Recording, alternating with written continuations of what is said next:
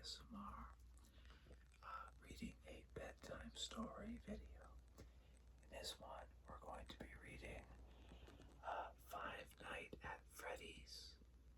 This is the Fazbear Frights number 9. And we got it for Halloween. We got it for Halloween, and it is the Puppet Carver. Go ahead and take a look, yeah. So cool. And Trevor's gonna read it to me. Yeah. To help me sleep. Yeah.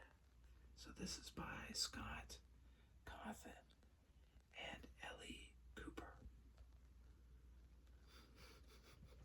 New York Times bestseller. And here we have the Puppet Carver with some nice kind of white noise all around here. There's something sort of creepy about white noise.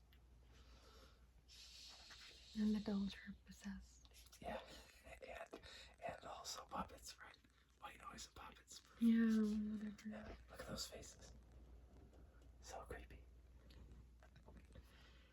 On stage, the banjo strumming, animatronic pig slowed in its movements, emitted a spurting sound, and then ground to a halt. Really? Another one, Jack yelled. The stupid pig was the third animatronic to break in less than a month. And fixing those things cost money. Money that Jack didn't have. This place was bleeding him dry. When he bought it 3 years ago, he had thought that the pizza playground, a kiddie pizzeria, complete with games and animatronics, would be a great investment. Pizza, games, talking and singing animal characters. Those were all things kids loved, right? And parents were always looking for ways to keep their little brats entertained, especially on their birthdays. He had anticipated a lot of birthday business. But the fact was, the kids weren't showing up, and Jack didn't know why. Was it because parents these days packed their kids' schedules so full of sports and lessons that there was no time left for mindless entertainment? Or did kids today just prefer mindless entertainment of a different sort? Video games. Video games, yeah, on their computers or video game consoles. Whatever the reason, Jack was losing money like it was water pouring through a sieve. Just this morning, he had to order the kitchen staff to throw away expired ingredients for the pizzas nobody was going to eat. And now he had to figure out how to pay for repairs for the animatronics that nobody was going to see. Porter, Sage, get out here, Jack yelled. He was so angry and stressed, he felt his face heating up. He remembered the doctor telling him to be mindful of his blood pressure. But how could you keep your blood pressure down when everything around you was flying out of control?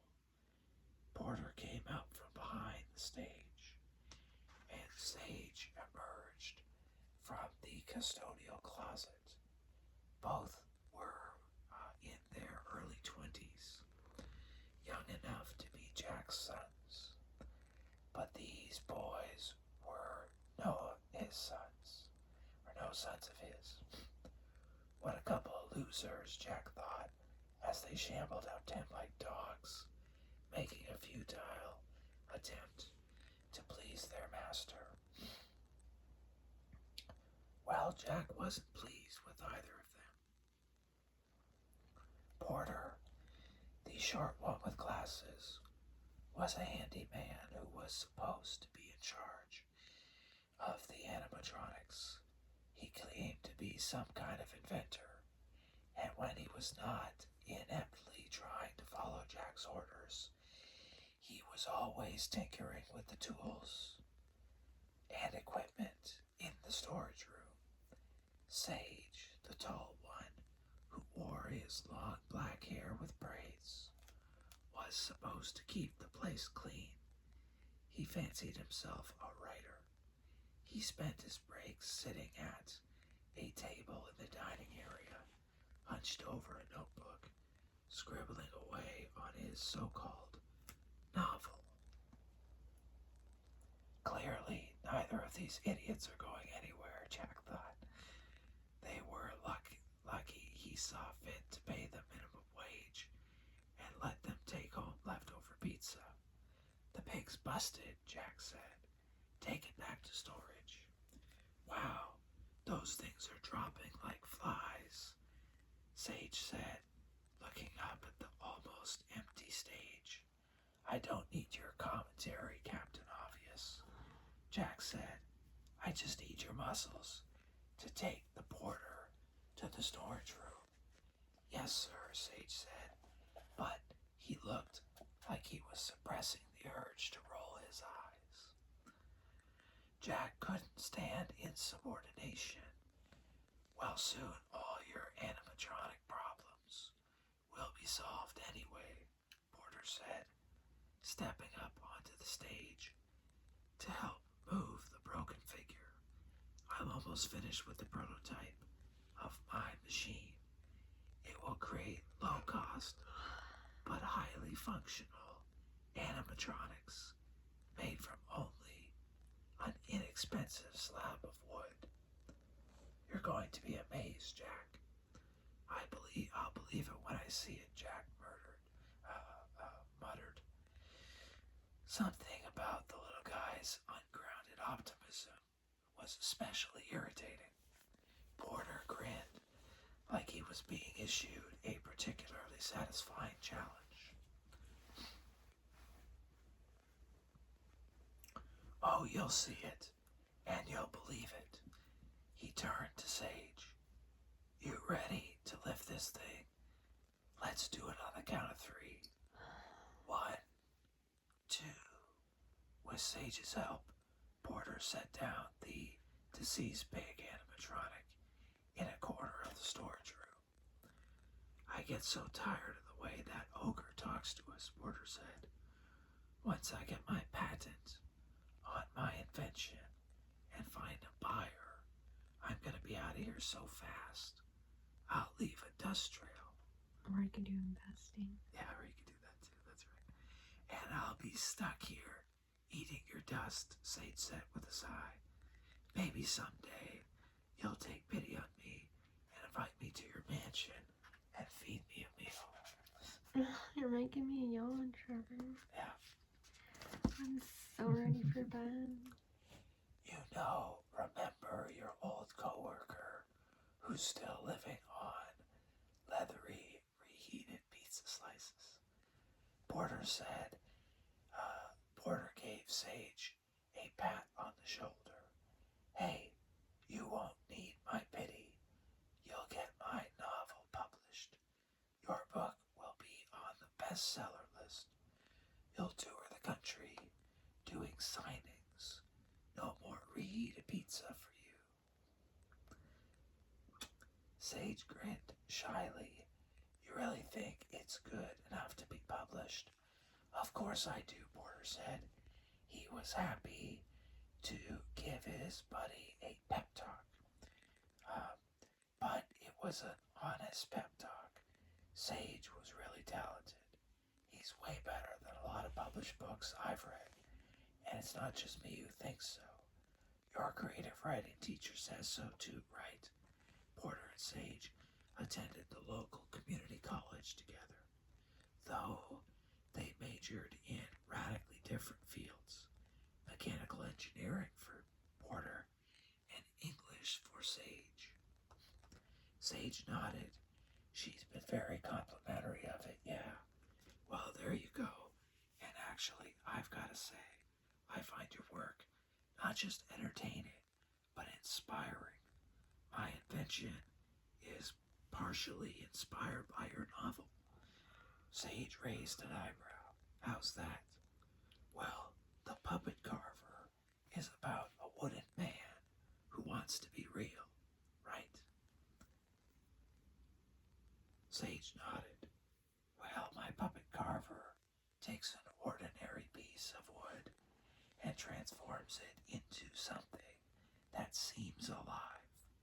He hadn't heard Jack yelling, so he figured the grumpy boss must be temporarily distracted. Porter pulled back the glittery purple curtain that hid his invention, along with several broken animatronics. Come check it out.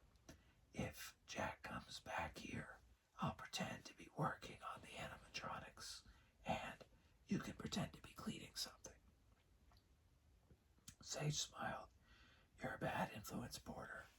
He followed the shorter man behind the old curtain that had probably hung in front of the stage once. Here it is, Porter said, gesturing with a flourish to a clunky-looking piece of equipment. The puppet carver. It looks kind of like a giant wood chipper, Sage said. Well, that's the basic concept, Porter said in a salesman voice, but it does so much more. Like a wood chipper, the puppet carver had an opening where the wood was fed in. But what happened once the wood was inside? The machine was far more sophisticated. Once he got a few of the kinks worked out, Porter planned to apply for a patent. He hoped the puppet carver would be the first of many patented inventions. Here, help me load this log into it. I'll show you what happens. Okay, Sage said, but he sounded a little unsure. This is a safe piece of equipment. I'm tired. Right. Just about ready. Okay, I one wanna more go to page. bed. One more page and then bedtime. The safest, Porter said.